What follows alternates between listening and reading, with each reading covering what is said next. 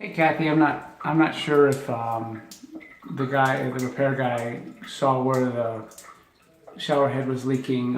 It looks like he put new tape right here, but that's not where the thing's leaking. So I'm going to turn it on so you can see. It's leaking right here, all around this area here.